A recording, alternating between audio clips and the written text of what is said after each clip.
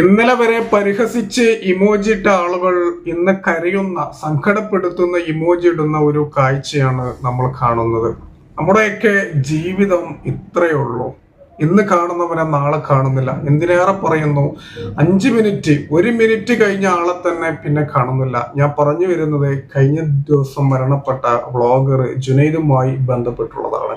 അദ്ദേഹത്തിന്റെ ഈ ഒരു വിഷയവുമായി ബന്ധപ്പെട്ട് അദ്ദേഹത്തിന് നിങ്ങൾക്കറിയാലോ, ഒരു കേസ് കാര്യങ്ങളൊക്കെ ഉണ്ടായിരുന്നു. പക്ഷെ അതിന്റെ സത്യാവസ്ഥ ഇപ്പോഴും പുറത്തു വന്നിട്ടില്ലായിരുന്നു. അദ്ദേഹത്തിനും എന്തൊക്കെയോ പറയാനുണ്ടായിരുന്നു. അദ്ദേഹം അതിൽ പെട്ടതാണോ അല്ലെങ്കിൽ ആരെങ്കിലും പെടുത്തിയതാണോ എന്നുള്ള രീതിയിലൊക്കെ ഇപ്പോൾ, കാരണം സോഷ്യൽ മീഡിയയിൽ ഇപ്പോൾ അതുമായി ബന്ധപ്പെട്ടുള്ള ഒരുപാട് ചർച്ചകൾ നടക്കുന്ന ഒരു സമയമാണ്. എന്തായാലും അദ്ദേഹം മരണപ്പെട്ടത് നല്ലൊരു ദിവസമാണ്. എല്ലാവർക്കും അറിയാം, മുസ്ലിങ്ങളെ സംബന്ധിച്ചിടത്തോളം ഇസ്ലാം മത വിശ്വാസ പ്രകാരം റമദാൻ മാസം എന്ന് പറയുന്നത്, നോമ്പ് മാസം എന്ന് പറയുന്നത് വിലമതിക്കാനാവാത്ത ഒരു മാസമാണ്, പുണ്യമാക്കപ്പെട്ട ഒരു മാസമാണ്. ആ ഒരു മാസത്തിൽ മരണപ്പെട്ടവർ സ്വർഗത്തിലാണ് എന്നുള്ളതാണ് പറയപ്പെടുന്നത്. എന്തായാലും അദ്ദേഹം പിന്നെ ഇന്നലെ വെള്ളിയാഴ്ച കൂടിയായിരുന്നു, വെള്ളിയാഴ്ച രാവ് കൂടിയായിരുന്നു അദ്ദേഹം മരണപ്പെട്ടത്.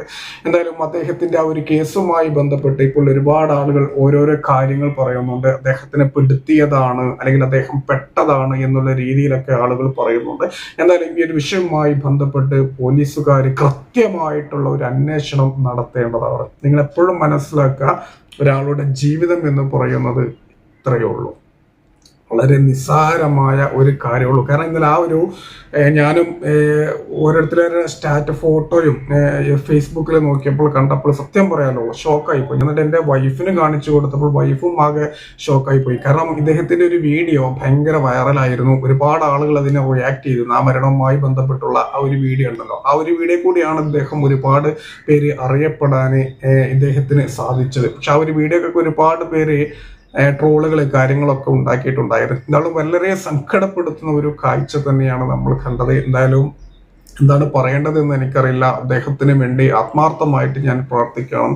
ഈ ഒരു റമദാൻ മാസത്തിന്റെ ബർക്കത്ത് കൊണ്ട്, പുണ്യം കൊണ്ട് അദ്ദേഹത്തിന്റെ പാപങ്ങളെല്ലാം പുറത്തു കൊടുത്ത് അദ്ദേഹത്തിന് പടച്ച തമ്പുരാൻ സ്വർഗം കൊടുക്കട്ടെ എന്നുള്ളത് ഞാൻ ആത്മാർത്ഥമായിട്ട് പ്രാർത്ഥിക്കുന്നു.